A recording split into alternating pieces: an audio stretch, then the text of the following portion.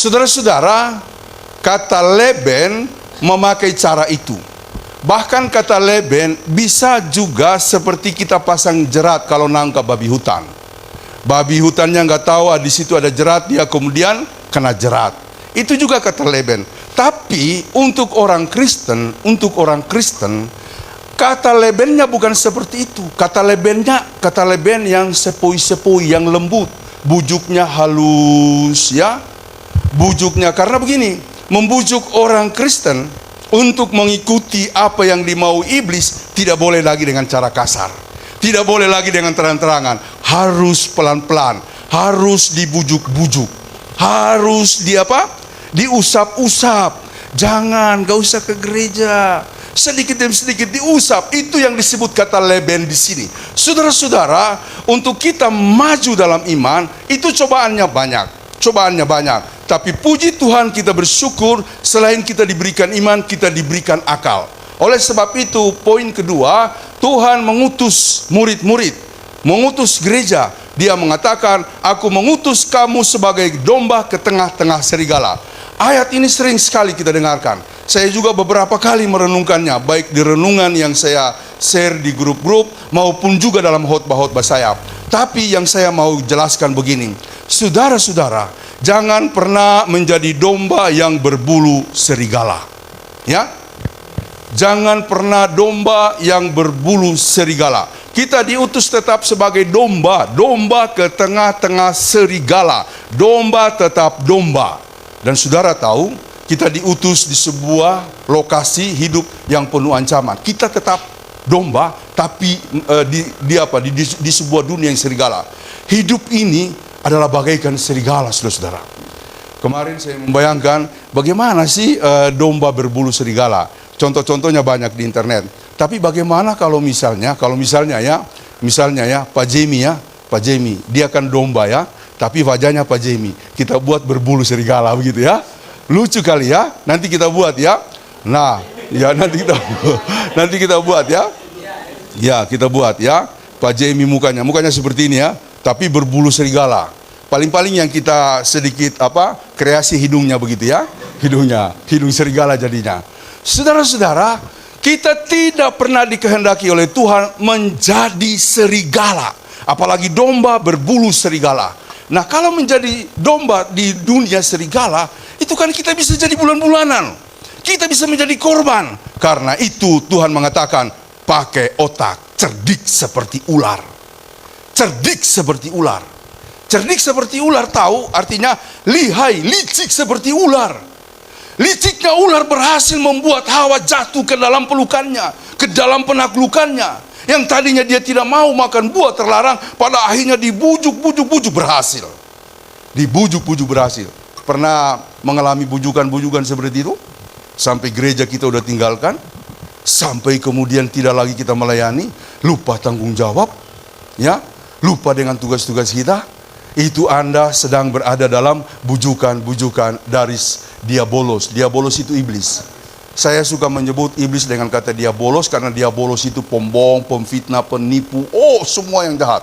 Itu adalah cerminan dari diabolos. Iblis nama lainnya adalah diabolos. Nah, kita tiap hari dalam godaan seperti itu. Tuhan mengatakan, cerdiklah seperti ular. Ya, yang kemudian bisa menguasai situasi. Oleh karenanya, teruslah maju kalau ada sesuatu yang berat atau menjadi tantangan, pakai otak. Berdoa, beriman, tapi pakai akal. Pakai akal, ya.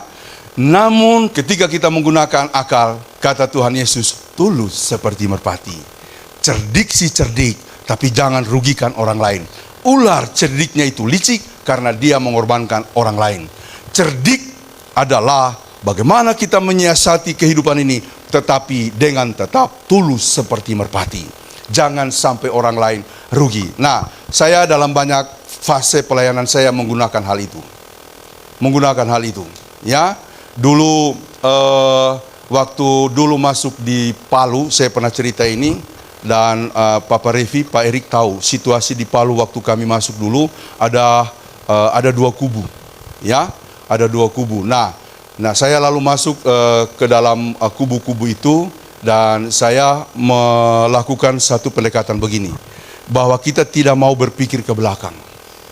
Kita harus berpikir ke depan. Nah, puji Tuhan terjadi pertemuan di SD GKST Immanuel Palung. Maka di sanalah kita kemudian bisa berjumpa satu dengan yang lain. Puji Tuhan.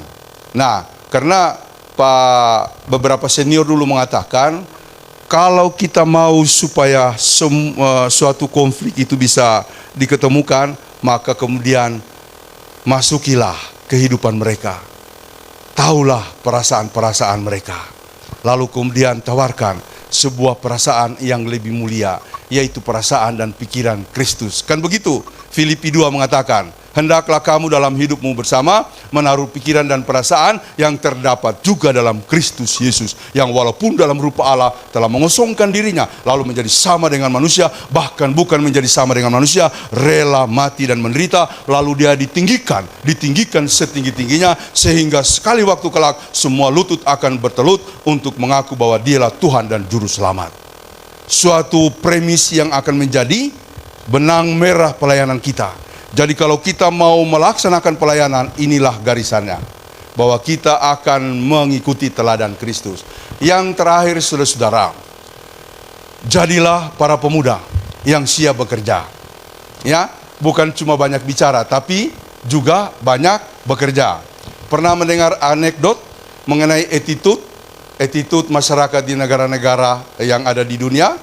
Ada anekdot yang berkata begini, sedikit bicara, sedikit kerja, itu masyarakat Angola. Ya, katanya. Nah, lalu kemudian sedikit bicara, banyak kerja, itu masyarakat Jepang dan Korea. Betul. Ya, mereka itu kalau kerja memang kuat, sedikit bicara. Tapi banyak bicara, banyak kerja, itu adalah orang Amerika dan Inggris. Amerika dan Inggris, ya. Lalu yang keempat, banyak bicara, sedikit kerja. Itu orang dicari sampai hari ini. Terus maju, peran semua kita, pemuda, dan biarlah semboyan yang digaungkan di GKST itu akan menjadi semboyan kita juga. Pemuda GKST, bagaimana? Pemuda GKST pasti bisa. Ya, lalu kita mengajukan pertanyaannya bagaimana? Pemuda GKST? Pemuda GKST? Pasti bisa? Ya, kalau dibalik bisa juga begitu ya. Tuhan memberkati kita, amin.